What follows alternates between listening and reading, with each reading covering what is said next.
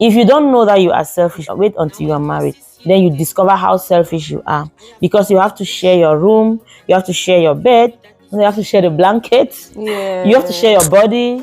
Comme on a parlé, pour ceux qui sont célibataires, on a aussi les hauts et les bas. Et les bas. Par exemple, ce que tu faisais quand tu étais célibataire, que tu ne peux plus faire, Tu n'as plus le temps. And you come to Consistance Place Channel. Et aujourd'hui, je suis ici avec ma maman chérie, maman Consistance, pour lui poser certaines questions sur le mariage. Wow. J'espère qu'elle est prête.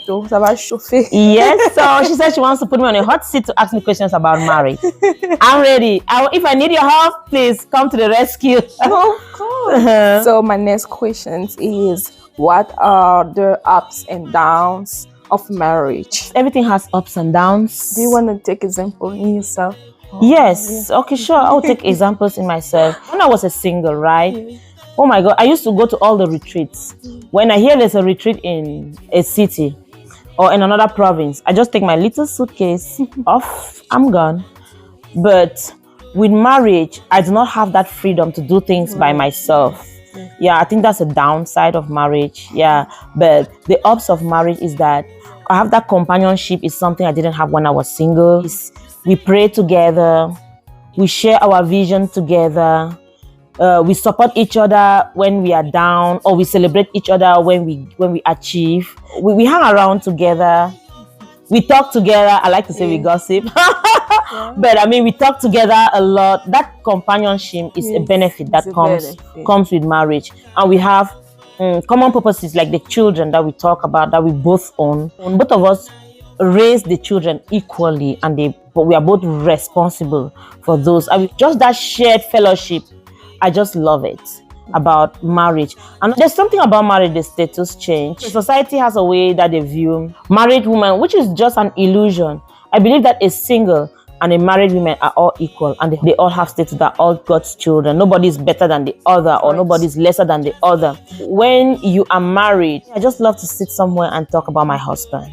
Oh, wow. Yeah, I just say something about my husband. They say, I like your watch. Yeah, my husband got it. Oh, wow. You know, there's something about getting some fulfillment when your husband gives you something and you talk about them somewhere. You just love to talk about your children. That's something that a lot of singles admire, but they forget that those are just benefits of marriage. Exactly. That's not the real purpose of marriage. One thing about marriage is that it develops me personally.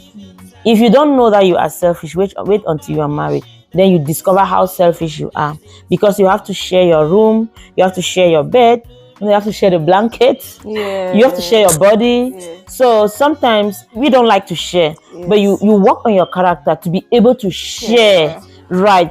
Even when you don't want to, start to share your finance, your bank account with someone else. So marriage develops you personally and it grows you spiritually, because there's some challenges that you can only face them when you are married. Exactly. Then it draws you closer to God, because when you draw closer to God to talk about that situation, God reveals even more beyond what you draw closer to God to talk about. So that's a benefit of marriage. Oh, wow. Yeah, it's good to draw closer to God when you're single, because you will even learn to draw more closer to God when you're married, because the challenges that start to hit when you marry are different kind of challenges that will take you to God. Right. Yeah, because sometimes we talk about in-laws, right? We talk about finances. The theory is sweet to listen to, but the reality of dealing with those things, there are some challenges that only the place of prayer can solve. No human being can help you. Only the place of prayer.